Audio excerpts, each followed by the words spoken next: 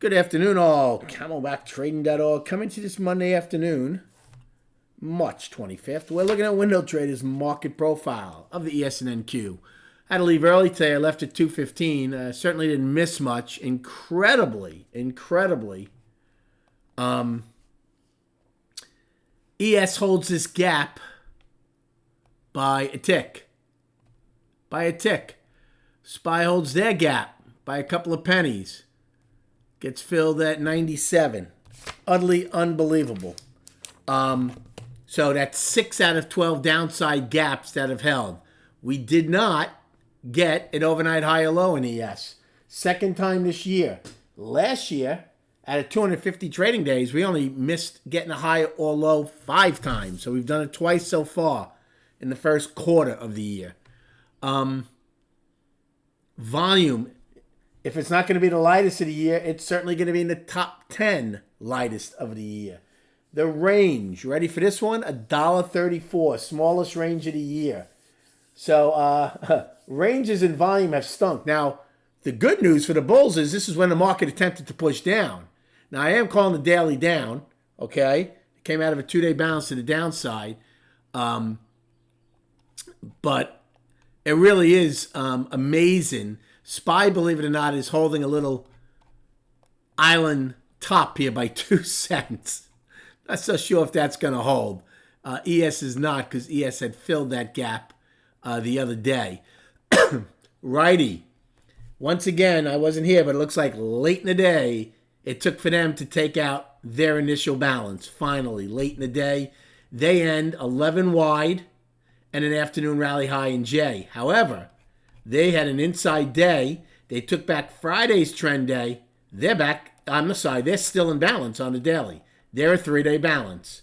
Okay, Thursday, Friday, today. So they're still in balance. NQ goes out, believe it or not, with a double distribution day to the upside. Nice buy tail. Look how close. Look at this. Got so close to the single prints down here. From Fed Day, never got into them. We got close too, and we didn't even get an overnight low. NQ had gotten their overnight low. And then they go trend up. Look at their value. It was totally lower. It does end overlapping to lower, but almost unchanged. And they end with a 9-wide point of control, and they hold the trend day up. And like I said, we go 11 wide, hold a very minuscule gap above. I had a decent day. I actually got, in A period, I took a short right away as soon as the market opened in NQ to get the overnight low. Okay? As soon as the market opened, I took it and I got it. But then I had a little trouble in B period in N and Q. Took 2 losses on shorts. I took one against the overnight low and the opening when we rallied. I thought for sure, since we got the overnight low and we were holding a gap, I really thought we would at least fill these singles. So I was quite surprised. So I took a loss when it went above that, took it off. And then again, I tried to short it against the gap fill. I thought we'd back off from that.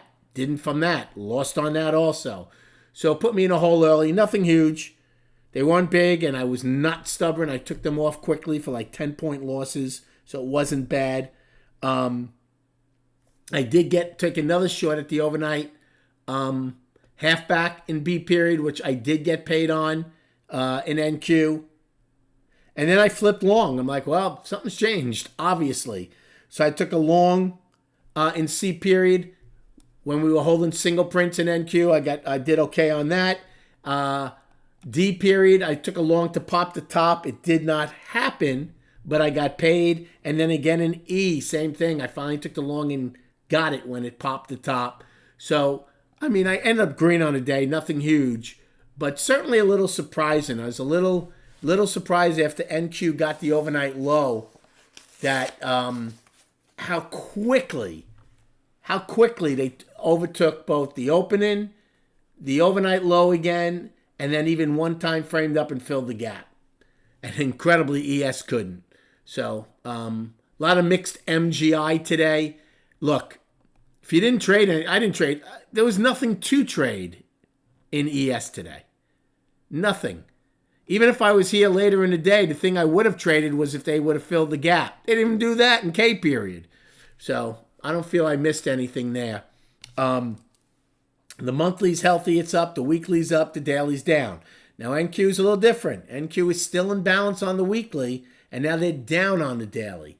So again, NQ bulls would rather see this go back up, obviously, and come out of balance to the upside before they come out of the weekly balance to the downside. But there are no sellers around. Just like there's no buyers, there's no sellers either. As far as our destinations, we're 11 wide at 520.56 in SPY, and then we have today's high 520.95. Downside is 519.61. In ES, our upside is 11 wide at 84.75. And then we have our today's high of 88.75 and filling the gap at 89. And in fact, I should have said SPY's gap gets filled at 520.97. A 2-cent gap from today. That's holding incredibly. And on the downside in ES, today's low is 74.25. And then on the chart, just going to show you the daily, right? Monthly and weekly are healthy. Daily's one time framing down 2 days. Look how small these ranges are. So even on the push up, we didn't get much. But look at these last 2 days, Friday and today. My goodness. There is not a long-term player in sight, either on the long side or the sell side at all. We'll see if that's going to change at some point soon. Thank you for liking and subscribing to this YouTube channel. Enjoy your evening. And we'll speak prior to the opening tomorrow.